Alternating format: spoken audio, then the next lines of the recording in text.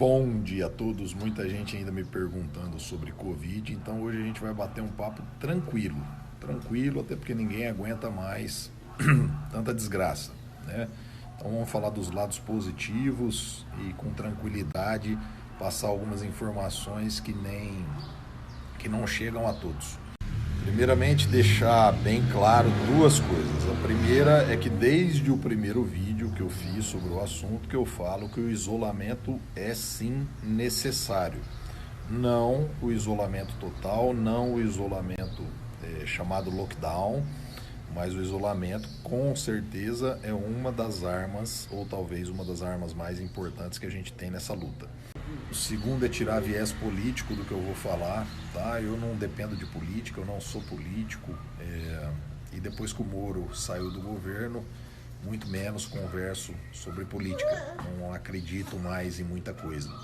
E uma terceira coisa é que eu não acredito que medo, desespero venha para agregar. Então essa história de que a mídia tem que passar medo nas pessoas, tem que assombrar as pessoas, ao meu ver não é uma coisa que funciona, não é uma coisa benéfica. Então por isso de tentar passar informações mais reais, informações mais tranquilas, porque eu lido diretamente com as questões de ansiedade, estresse, depressão na minha clínica, suicídio decorrente de depressão grave, e eu sei que o maior problema do mundo hoje e antes já era psiquiátrico, né? Então gerar alarmismo, medo, deixar as pessoas aterrorizadas, não vejo como alguma coisa que agregue, que vá trazer um maior isolamento e que vá proteger as pessoas. Não, eu já vejo para frente grandes problemas, porque esse já era antes do Covid o grande problema do mundo em saúde mental. Então, já sabendo dos problemas futuros aí que ocorrerão, eu andei falando no último vídeo lá do feed sobre ansiedade, estresse e depressão, e eu tô subindo hoje pro feed um vídeo que eu fiz no aeroporto de Brasília há uns anos atrás, mas que é um vídeo muito bacana, que abre muita cabeça em relação a não só esses problemas, mas a questão de fadiga. As pessoas estão fadigadas, cansadas, baixando o rendimento.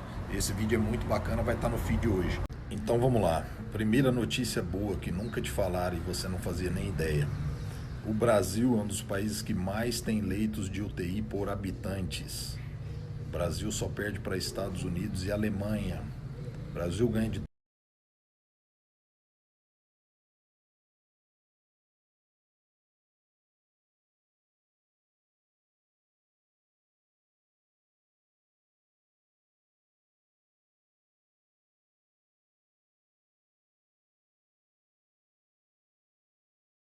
todos aqueles países lá, Itália, Espanha, que vieram falando que o caos, que ia chegar aqui e tudo mais.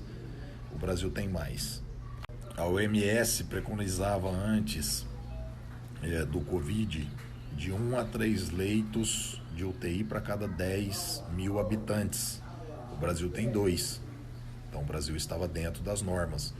Segundo fator importante, o Brasil, por estar mais distante dos outros países onde começou o surto, o Brasil começou a sua quarentena, entre aspas, que é o que eu venho falando que realmente funciona, um isolamento parcial, um isolamento flexível, um isolamento, entre aspas, vertical, antes de outros países. E eu vou mandar um vídeo depois que é muito bacana, que explica essa questão matemática de como o vírus se dissemina exponencialmente ou não em relação a esse isolamento, mas um isolamento parcial. No Brasil, a curva de casos continua subindo exponencialmente?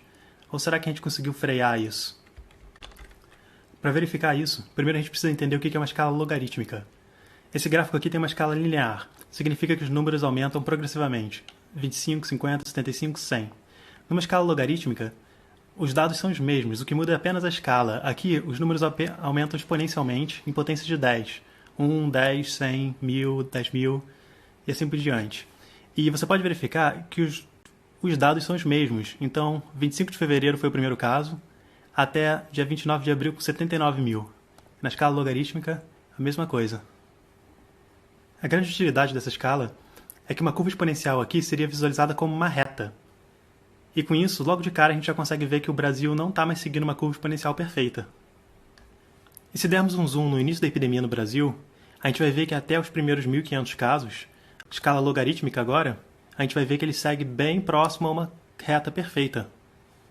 E agora, se tirarmos o zoom e observarmos o gráfico completo, a gente pode observar que, em determinado momento, ela parou de seguir a curva exponencial representada por essa linha tracejada, e ela freou aqui e começou a seguir uma outra tendência, uma outra linha. E depois de determinado momento, ela freou mais ainda e passou a seguir uma linha ainda menos íngreme. Para a gente ter noção do que essas linhas representam numa escala linear, elas seriam essas projeções aqui. Então, no início, a curva estava seguindo essa projeção, ela parou e começou a seguir essa, e depois parou e começou a seguir essa verde. E isso é uma ótima notícia. Significa que, embora os casos ainda venham crescendo, eles não estão mais seguindo a mesma trajetória exponencial que estava antes. Em algum momento ele começou a desacelerar. Isso certamente foi devido às diferentes medidas de contenção que diversos estados aplicaram. No entanto, é bem difícil visualizar o resultado dessas medidas em um dia diferente. No entanto, teve uma medida que foi bastante relevante. E quando São Paulo tinha 40% dos casos do Brasil todo, ele iniciou a quarentena nesse dia aqui, dia 23 de março. E no gráfico é bem fácil de visualizar que foi também nesse dia que o número de casos no Brasil parou de seguir a projeção exponencial azul e começou a seguir essa projeção exponencial vermelha. E se isso tivesse acontecido ao acaso? Será ao menos plausível que, sem a quarentena de São Paulo implementada nesse dia, o número de casos do Brasil continuaria seguindo a linha tracejada azul? Certamente seria uma grande tragédia, mas será que dá para verificar isso? Bem, na ciência, quando a gente quer testar uma hipótese, a gente põe ela à prova. E para isso, eu fui atrás de um país cujo início da epidemia, os primeiros casos, seguiram uma linha bem semelhante à do Brasil, mas diferente de nós, eles não implementaram quarentena nenhuma durante toda essa linha tracejada. O que será que aconteceu? Representado nesse gráfico pela linha roxa. E observe como dos 100 casos até os 1.600, ele seguiu uma linha bem próxima à nossa linha pontilhada azul. E, depois da nossa implementação da quarentena, eles não implementaram nenhuma medida de contenção. E o número de casos deles continuou subindo, bem próximo à linha azul. Isso seria uma ótima maneira de representar o que teria acontecido com o Brasil se nenhuma medida de contenção tivesse sido implementada, assim como foi nos Estados Unidos. E se diminuirmos a escala, podemos ver que, quando a gente aqui só tem 79 mil casos, os Estados Unidos, no mesmo ponto, tinha 735 mil. Se nesse ponto aqui... Terceiro ponto e mais importante. A letalidade por milhão de habitantes no Brasil, ela é muito menor do que dos outros países que a mídia está ainda, comparando. Então, Itália, Espanha, Estados Unidos são os países onde está morrendo todo mundo. A letalidade aqui é muito menor.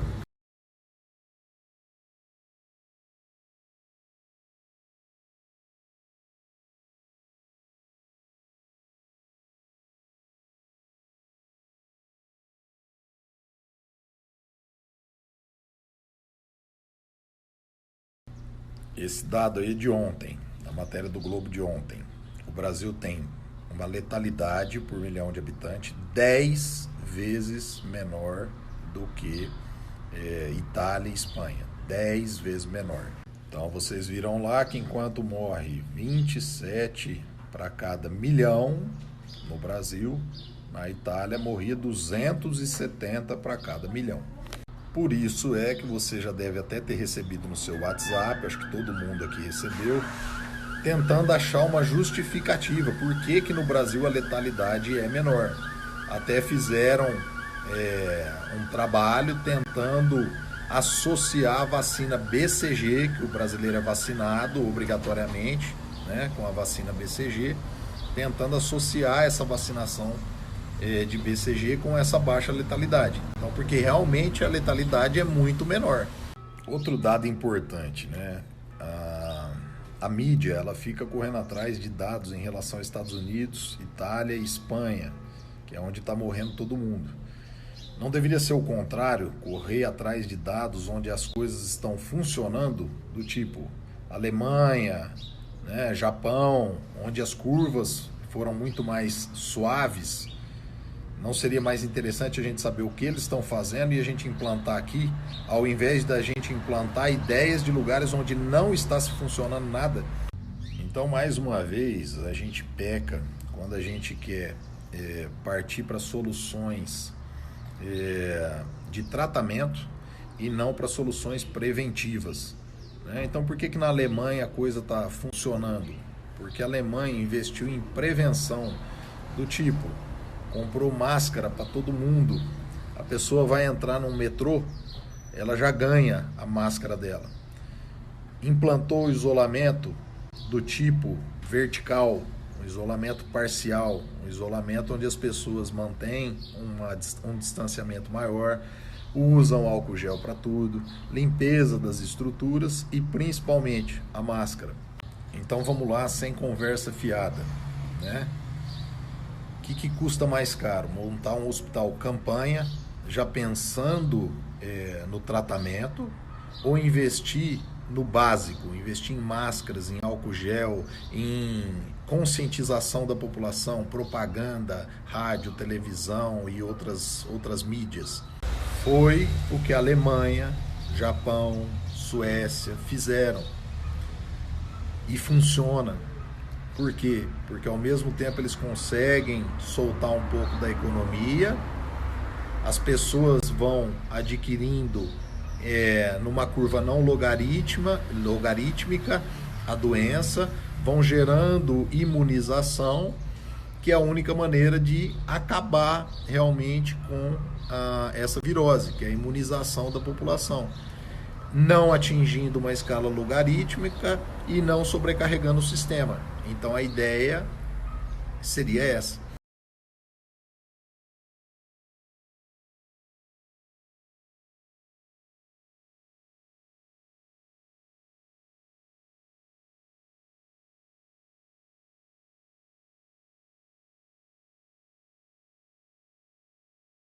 Então, mais uma vez, lockdown é solução para alguma coisa? Para nada. Primeiramente, porque não existe comprovação científica. Segundo, porque ninguém consegue fazer um lockdown, né? Todo mundo ficar trancado dentro de casa, isso não existe. As pessoas existem os serviços básicos, que são essenciais.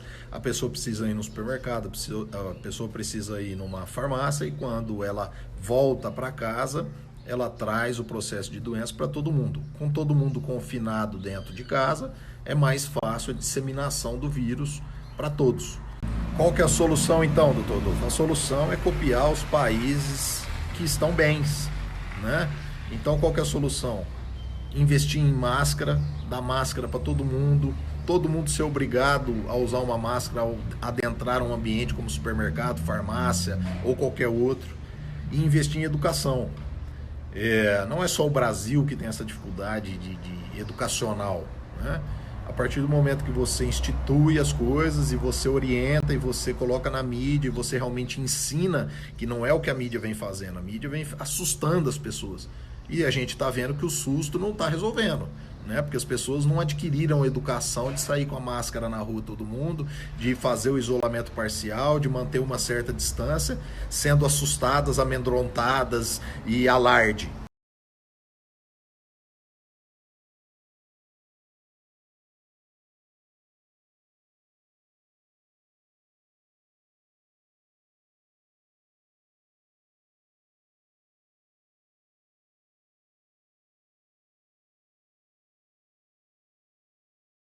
Doutor Rodolfo, mas em Manaus está morrendo todo mundo. O Covid está matando todo mundo em Manaus. Ah, pelo amor de Deus, né, gente? Pelo amor de Deus, vamos fazer uma análise básica, né? Manaus, a saúde já estava quebrada, já estava morrendo gente, muito a mais do que deveria. Ninguém nunca foi lá filmar um hospital. O Covid foi só o assopro que faltava para realmente a coisa desandar mais. Então a capacidade era 100%, Manaus estava funcionando a 130, passou para 150. Você quer ver como é simples isso? Quando a Globo fez a reportagem lá em Manaus, e eu vou pôr os dados daquele dia lá, Manaus tinha morrido 350 pessoas de Covid, entre aspas.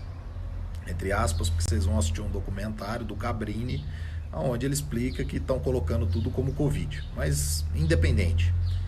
Olha só, quando Manaus estava com 350 mortes por Covid, os estados vizinhos a Manaus, Acre, Roraima, Rondônia e Mato Grosso, tinham 6 mortes, 10 mortes, 11 mortes, 16 mortes. Então, peraí, estados vizinhos, o mesmo clima, né? Com até uma maior densidade populacional, porque Manaus é muito grande, né? Lembrando e fazendo uma ressalva que Manaus tem tudo para dar errado para o vírus. Densidade populacional baixíssima, deve ser a mais baixa do Brasil, né, pelo tamanho do território. Calor, tudo desfavorável ao vírus. E como é que lá está morrendo todo mundo?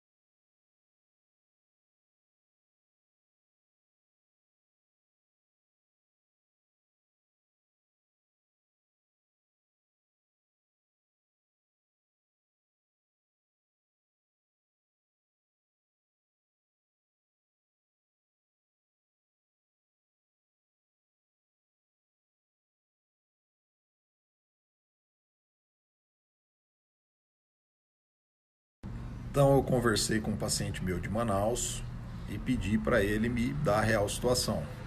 E ele falou o que eu já pensava, né?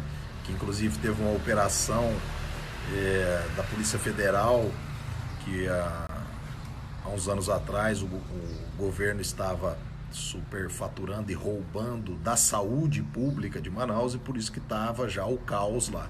Mas quem quiser saber real, assiste o vídeo do Cabrini.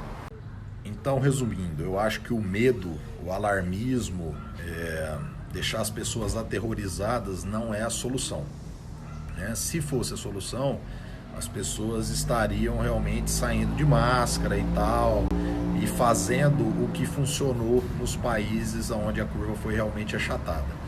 Então, o que eu acho? Não é isso que a gente tem que bater, a gente tem que investir em educação, em passar realmente o que está acontecendo no mundo e no Brasil. As diferenças do Brasil são visíveis, são claras, por conta de características demográficas, as baixas densidades populacionais, o Brasil ser um país muito grande em território, o clima principalmente, e não adianta, vírus não se propaga bem no calor, então nós temos algumas vantagens. Educando a população, a gente vai conseguir manter curvas baixas como Alemanha, Suécia, Japão. Então aqueles estudos de tese, de hipótese do Dr. Átila, né, que ia morrer 1 milhão no Brasil se não houvesse lockdown. Nunca houve lockdown no Brasil, todo mundo já sabe. O máximo que se conseguiu de isolamento no Brasil foi de 54%, acho que em São Paulo. 54% está muito longe de lockdown. O Dr. Átila falava que mesmo fazendo lockdown, ia faltar 8 vezes a sobrecarga do sistema. Não é isso que aconteceu até agora e não é isso que vai acontecer, e é muito longe disso. Tá? Então, do 1 milhão de pessoas que iam morrer no Brasil, porque nós não fizemos lockdown, então segundo dele ia morrer 1 milhão de brasileiros, nós estamos aí com 5 mil, 6 mil mortes, vai aumentar, né? Porque é uma doença que realmente mata. Mas me parece óbvio que isso que ele fez é um alarmismo, né? Deixar as pessoas aterrorizadas, assim como a mídia vem fazendo, né? Porque nós estamos falando aí de 5 mil mortes perto de 1 milhão, vamos falar que aumente 10 vezes, nós estamos falando de 50 mil mortes perto de 1 milhão, né? São coisas que não se comparam, né? E depois, mais para frente, o Dr. Átila, PhD em vírus, falou que a gente teria que oscilar um isolamento total, isolamento lockdown, que até agora não aconteceu, deixar claro isso, até 2022, né? Porque dentro da cabeça utópica do cara, o cara que vive lá dentro do tubo de ensaio do laboratório, talvez isso seja possível em algum lugar do mundo, né? Resumindo, baseou-se sempre no estudo da John Hopkins, de tese, de hipóteses, e não funcionou nada. Tudo do que ele falou, nada aconteceu e nada acontecerá. Nada. E nem próximo. Né? Se você for falar em números, nem próximo do que ele falou. Ok? E o último alento, tem um trabalho que também é um trabalho de não alto nível científico, não é uma coisa que a gente pode confiar, mas que dá uma esperança para a gente, dá um alento, que é um trabalho que determina o fim do Covid em diferentes países, e eu vou postar agora.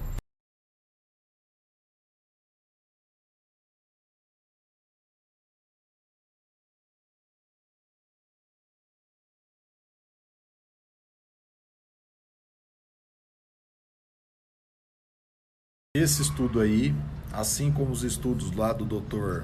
Átila, não são estudos bons em nível científico, porque são estudos de teses, de hipóteses em cima de logaritmos matemáticos. Eu, diferente dele, falo, né, as coisas, do que jogo como se fosse uma certeza. Vai morrer 1 milhão de pessoas, faz alarde, ganha seguidor, parabéns, e mata o mundo com doenças psiquiátricas, com caos econômico e outras, mas não vamos entrar no assunto.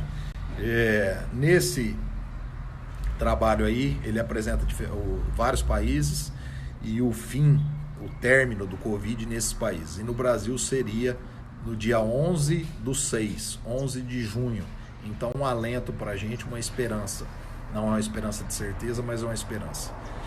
Bom resto de feriado a todos, fiquem com Deus, Nossa Senhora da Aparecida, hoje e sempre. Amém.